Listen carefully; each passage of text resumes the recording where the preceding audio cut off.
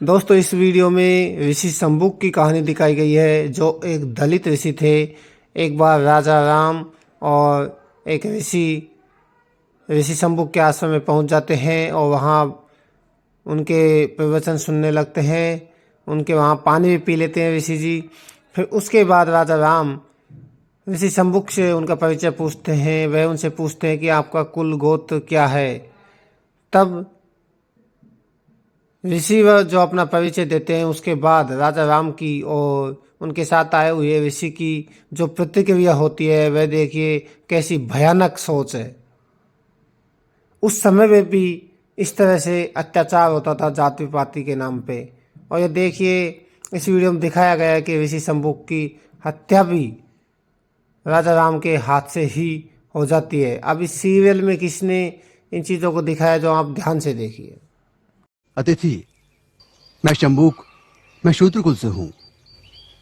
भ्रष्ट कर दिया शूद्र ने, पानी पिलाकर अपवित्र कर दिया हमें। छी छी, अब शरीर शुद्धि के लिए गौमूत्र छिड़कना होगा। ज्ञान की ऊंचाई पर एक नीच शूद्र, हमारा हृदय इसे स्वीकार नहीं करता।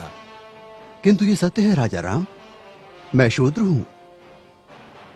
ज्ञान की गंगा का स्पर्श मात्र ही जिनके लिए वर्जित है, उनके पास ज्ञान का भंडार असंभव। तभी तो राम राज्य में अराजकता फैली है। राम, क्या आपको ज्ञात है कि धर्मानुसार आपका अपराध जघन्य है? मेरा अपराध? क्या शूद्र का ज्ञान प्राप्त करना अपराध है? हाँ, अपराध है, जिसके कारण हमारे राज्य में एक ब्राह्मण पुत्र की अल्पायु में मृत्यु हो गई। हे कर्तव्यनिष्ठ राम, बड़े ही दुख के साथ मुझे कहना पड़ रहा है कि निष्कारण ही आप मुझे ब्राह्मण पुत्र की मृत्यु का दोषी ठहरा रहे हैं, जिस घटना से मेरा कोई संबंध नहीं। उसका मुझ पर। राजा राम, मैंने कहता था जिसका जो कार्य है वही कार्य उसे करते रहना चाहिए, नहीं तो ये शूद्र भी एक दिन अपना सर उठाकर हमको ज्ञान पढ़ाएंगे। राजा राम, तुमको असंगत कहेंगे। शंबुक, तुमने धर्म की मर्यादा का उल्लंघन किया है। मैंने किसी धर्म की मर्यादा का उल्लंघन नहीं किया है। मैं एक ही धर्म को मानता हूं, वो धर्म है प्रकृति का धर्म, और उसके अनुसार सभी मानव समान हैं। न कोई ब्राह्मण है, न कोई शूद्र है। देखो देखो इसकी जीवा कैसी लप लपा रही है। भविष्य में शास्त्र धर्म की शिक्षा देकर तुम राजा राम को ही आह्वान दोगे। ऋषि, हमें किसी राजसत्ता और वैभव की लालसा नहीं है। हमें तो सिर्फ एक मानव जैसा जीवन व्यतीत करना है।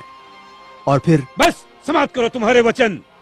2 अक्षर क्या पढ़ लिए, हमें ही ज्ञान की भाषा सिखाने लगे। राम, ये अपराधी है और इसे दंड मिलना ही चाहिए, नहीं तो ऐसे पापियों के कारण हमारे राज्य में आपत्ति आ सकती है। आपके धर्म की पाप और पुण्य की कल्पना से मैं अच्छी तरह परिचित हूं। वो सारा पाखंड आपने अपने स्वार्थ के लिए रचा है और सारी प्रजा को मूर्ख बना रहे हैं। अपनी वाणी को रोको शंबुक, हम अपने परम पूज्य गुरु का और अपमान नहीं सह सकते। तुमने धर्मोल्लंघन किया है, जिसके कारण हमारे राज्य में एक ब्राह्मण पुत्र की अल्पायु में मृत्यु हो गई। हम अपने राज्य के ब्राह्मणों को और व्यथित नहीं कर सकते शूद्र। किंतु ब्राह्मण पुत्र की मृत्यु का कारण मैं कैसे हो सकता हूं? हे राजन, बड़ी नम्रता से दुस्साहस कर रहा हूं। आप तनिक अपने मन दर्पण में झांक कर तो देखें, तो आपको पता चलेगा कि आज की और कल की आपकी छवियों में कितना अंतर पड़ा है। हे मर्यादा पुरुषोत्तम, राजा के अहंकार को कुछ क्षण के लिए त्याग कर तो देखो। मुझे स्वप्न में भी आशा नहीं थी कि देवताओं के मान्यवर दशरथ पुत्र राम का इतना नैतिक पतन हो जाएगा। किसी ने बस कह दिया तो आपके सोचने की शक्ति क्षीण हो गई। राजदंड की आड़ में ऋषियों का वध करने के लिए उद्युक्त हो गए। दोषी मैं नहीं राजा राम, अपितु ब्राह्मण पुत्र की मृत्यु के लिए दोषी आप हैं। अपनी विष उगलती जिह्वा को रोको शंबुक। मुझे भयभीत करने की चेष्टा न करो राम। जब जब किसी शूद्र ने परंपरागत सामाजिक दास्तां की बेड़ियां तोड़ने की चेष्टा की, तब तब धर्मांधों ने उसकी हत्या कर दी। मुझे मृत्यु का भय नहीं राम। एक शंबुक जाएगा तो दूसरा शंबुक निश्चित ही पैदा होगा। शंबुक, मैं राम, स्वाभिमान और स्वतंत्रता का लघु जीवन भी दास्ता और अपमान से भरे दीर्घायु से कई गुणा सुकर है।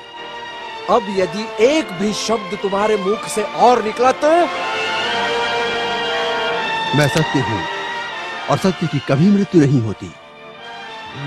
हम्म